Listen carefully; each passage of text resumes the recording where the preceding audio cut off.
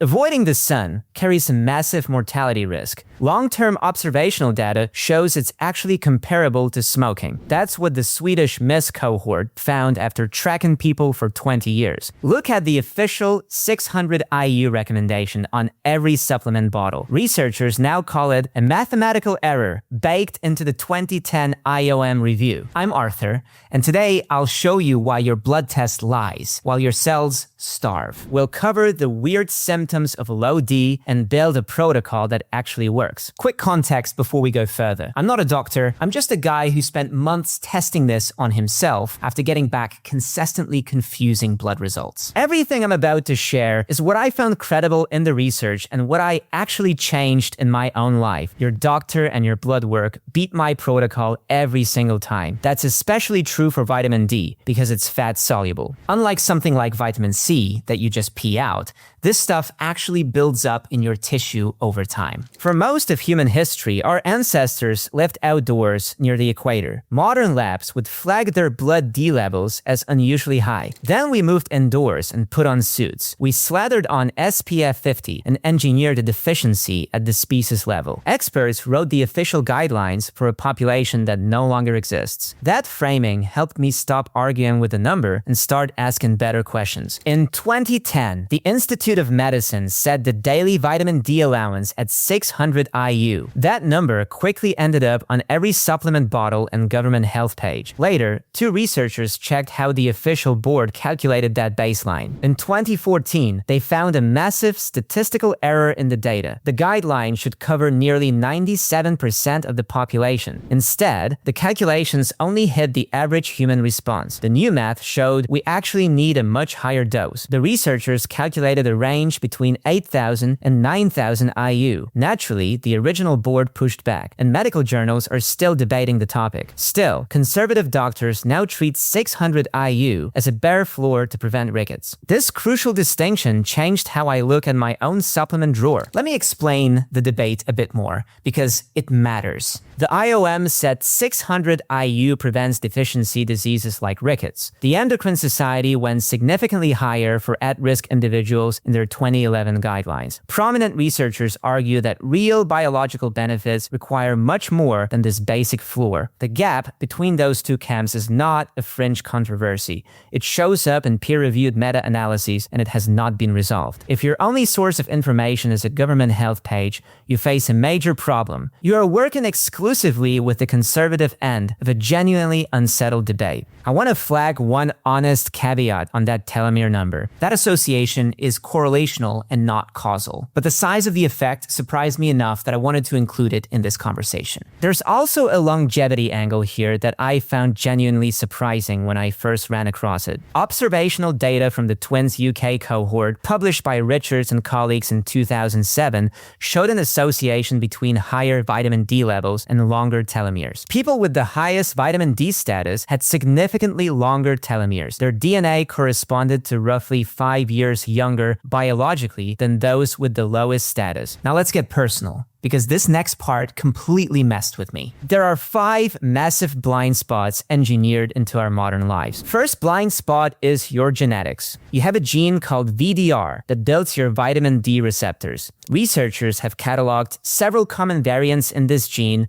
with names like foci, BSMI, and TACI. Each of these mutations subtly changes the three-dimensional shape of the receptor itself. Think of vitamin D as the key and the receptor as the lock. These variants warp the lock just enough that the key doesn't slide in cleanly. Some groups carry one of these variants in roughly a third of people, while other populations push past 50%. Somebody with a less responsive receptor often needs a higher blood level of D to break through that resistance. Here is how I think about this practically. If you've been supplementing D3 for 6 months and your blood number looks fine, the VDR angle is worth investigating. This applies especially if you still feel off through winter. Some functional medicine labs include VDR polymorphism panels as part of a broader genetic screen. That kind of testing isn't a first move. It's something you reach for when the standard approach hasn't moved the needle. Let me translate that concept into plain English. Your blood test can come back at a perfectly respectable number, and the lab can flag you as fine, but the locks on the cell doors might still be reading the key incorrectly underneath. A simple genetic panel can flag one of these common variants. For a lot of people, that is the missing piece behind their winter seasonal struggles. One more thing on VDR before we move on. This genetic variation does not just affect how your cells respond to vitamin D. It also seems to influence calcium absorption and your vital immune signaling paths. In some cohort data, it even impacts your overall insulin sensitivity. Imagine a friend says a specific D3 protocol completely changed their life. You try the exact same dose and feel absolutely nothing at all. Your unique genetic receptor structure is the most plausible reason for that difference. Second blind spot is body fat. Vitamin D is what chemists call fat-soluble. The implication of that inside your body is bigger than it sounds. The molecule gets pulled into fat tissue through a process researchers call adipocyte sequestration. Those fat cells don't just soak D up like a sponge. They lock it away inside the cell, so almost none of it circulates in your blood. Wartzman and colleagues showed this back in 2000. People with higher body fat ended up with dramatically lower circulating vitamin D after the same sun exposure as leaner peers. So if you're carrying extra weight, the standard daily intake hits your bloodstream differently. It will land much lighter than it would in a lean person. I'm not gonna throw a multiplier number at you because the right answer depends on your actual labs. But you should know the variable exists because almost nobody mentions it. Third blind spot is your geographical latitude, and this one tripped me up personally for a long time. If you live anywhere above roughly 35 degrees north, your skin makes essentially zero vitamin D from sunlight for months. Researchers actually have a specific term for this dark period. They call it the vitamin D winter. The reason behind it is purely geometric. The sun sits very low on the horizon during winter months. The critical UVB wavelengths then have to slice through a much thicker slab of atmosphere. Almost all of that UVB scatters and gets absorbed before it ever reaches your skin. Most of Europe and the northern US sits directly inside that vitamin D winter. The clarity of the sky from your window doesn't change anything. Fourth blind spot in the list is age. Your skin synthesizes vitamin D using a molecule called 7-dehydrocholesterol, which sits in the outer layers. As you get older, the concentration of 7-dehydrocholesterol in your skin steadily drops. The skin of a 70-year-old makes vitamin D at roughly half the rate of the skin of a 20-year-old. You can stand in the exact same sun,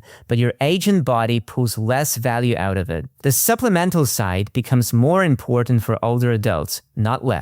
Fifth blind spot is your daily sunscreen. I'm not telling you to stop wearing it, and I'm definitely not arguing that you should burn. The practical reality is that SPF 30 blocks roughly 97% of incoming UVB rays. That is the precise wavelength your skin absolutely needs to synthesize vitamin D. If you apply SPF every morning before you go outside, you face an artificial block. You are almost certainly making near zero vitamin D from that quick outdoor exposure. The solution isn't to ditch your sunscreen entirely. It's to know that your skin time and your supplement decisions are connected. If you're covered in SPF year-round, the sun exposure argument goes out the window. Before we get into symptoms, I want to kill a myth that spreads fast in the biohacking community right now. The idea is that you can fix your vitamin D by eating mushrooms that were left in the sun. It sounds both highly elegant and completely natural, but it is almost completely wrong for the purpose most people think it serves. Here is the issue with those mushrooms. When you expose them to sunlight, they produce vitamin D2, not D3, and that distinction matters more than most people realize. Tripkovic and colleagues ran a systematic review comparing these two distinct forms. They found that D3 raised blood levels significantly better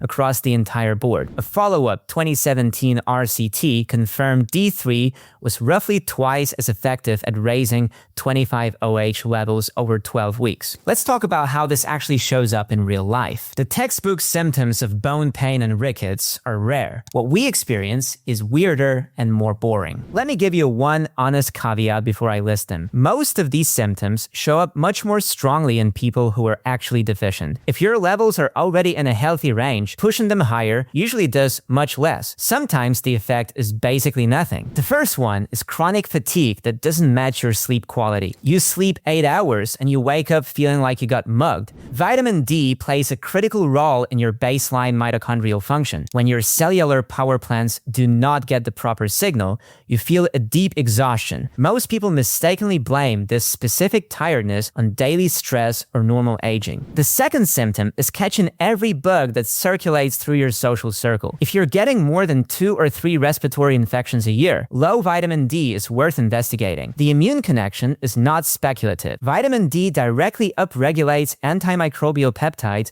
like cathelicidin inside your immune cells. That mechanism shows up consistently in the clinical data. A 2017 BMJ meta-analysis by Martineau and colleagues found D3 supplementation reduced the risk of acute respiratory tract infection. The third one is the weird symptom that almost nobody connects to vitamin D. We are talking about excessive sweating on your forehead specifically, not the general sweating you get from heat or exercise. This is best documented as a classic sign of childhood rickets in the older pediatric literature. In adults, the link is mostly anecdotal, but several clinicians flag it as a soft signal worth checking. If you notice this pattern alongside other symptoms on this list, it's worth bringing up with your doctor. And the fourth one is the seasonal mood collapse, the thing where October hits and the lights go out in your head until March. There's a real biochemical bridge here. Low vitamin D drops serotonin production, giving the winter slump a metabolic explanation, not just an aesthetic one. There's a fifth symptom that doesn't get talked about enough. It's muscle weakness, specifically in the legs and hips. Not soreness from a workout, more like a dragon heaviness when you climb stairs or stand up from a low chair. This pattern shows up mainly in people with marked deficiency, not in mild dips. Vitamin D receptors sit directly on your active muscle tissue. Several trials show measurable improvement in lower body strength when deficient adults fully restore their numbers. And there's a sixth symptom that almost never gets connected to vitamin D in a primary care conversation. It comes down to poor gut absorption and unpredictable fat digestion. You might experience loose stools or frequent bloating right after heavy meals. This matters for the D conversation because vitamin D is fat-soluble. If your gut is not absorbing fats well, your supplements will underperform badly. Conditions like Crohn's and celiac can quietly tank your systemic D status. Even general gut inflammation will disrupt your absorption of a perfectly reasonable dose. Before we get to the stack itself, let me explain the blood test you actually want. The marker is called 25-hydroxyvitamin D, written as 25-OHD on a lab report. That's the storage form, the one that reflects your overall status. A different marker called 1,25-dihydroxyvitamin D represents the active form. However, that specific number fluctuates from minute to minute. It cannot give you a reliable or stable picture of your true reserves. If your doctor ran the wrong test, your data is compromised. A result that does not say 25-OH means you are missing the real picture. Most standard panels get this right, but it's worth confirming. What counts as optimal is genuinely debated. Mainstream labs flag deficiency below 20 nanograms per milliliter. Many researchers working in the longevity space discuss much higher targets. They view ranges of 50 to 80 as far more optimal for systemic health. Talk to your doctor about where your result sits relative to those discussions. Let us dive straight into the practical side of things. I use a standard dermatological heuristic called the shadow rule. If your shadow is longer than you are tall, the sun is too low in the sky. Your skin cannot make meaningful vitamin D under those steep solar angles. So the practical window in most places is roughly 10 in the morning to 2 in the afternoon. Spend 15 minutes exposing your arms and back without any sunscreen. Experts like Hollick describe this brief exposure as physiologically meaningful. Paler skin tones require less time, while darker skin tones require significantly more.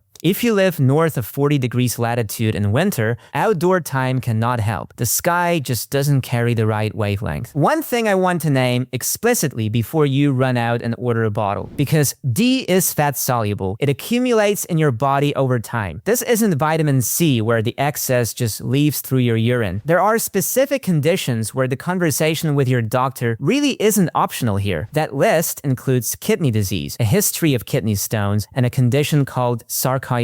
Those three conditions change how your body processes D entirely. The same goes if you're currently on thiazide diuretics. That combination can push calcium somewhere you really don't want it to go, which brings us directly to the stack. Please remember to talk to your own doctor before starting any new protocol. You should review these concepts with your actual blood test results in front of you. I'm sharing what I personally built after reading the literature, not a prescription. D3 is the centerpiece because it's the form your body actually makes from sunlight. It raises your circulating blood levels far more efficiently than other forms. Around it, I run 3 specific cofactors. I introduced magnesium first because the key activating enzymes are entirely magnesium dependent. Without enough magnesium, your body simply cannot finish the critical activation step. I add vitamin K2 second because raising D3 increases your calcium absorption. K2 acts as a traffic cop, directing that calcium straight into your bones. This critical step prevents the mineral from pooling inside your delicate arteries. The Rotterdam study is the classic trial most people cite here. Lower K2 intake directly correlated with increased levels of arterial calcification. I include vitamin A third, specifically using the bioavailable retinol form. Vitamin D works through a partner receptor called RXR, which needs retinoid signaling to function at full strength. Active D pairs with that partner to switch genes on inside the nucleus. Without enough vitamin A in the system, the signal gets weaker and the gene expression response drops. Let's cover a quick word on forms because people always ask. I personally prefer D3 in an oil-based soft gel over a dry tablet. This choice makes it much easier to remember to take it with fat. Head-to-head trials do not show a massive win for the oil formulation alone. The real lever is taking your capsule with food that contains dietary fat. I never take this supplement in the evening. In some individuals, high doses late in the day may affect melatonin production. This effect could potentially shift your sleep onset later into the night. The evidence here remains preliminary and mostly anecdotal right now. Morning dosing is the safest default if sleep is a major concern for you. It is also much easier to pair with your standard breakfast. If this breakdown helped clarify the science behind your blood test, please hit the subscribe button. Stop chasing a single abstract number on a lab report. Instead, focus on how your entire cellular system actually functions. Drop your questions or your own winter experiences in the comments below. I will try to read every single one of them. Thank you for watching, and I will see you in the next one.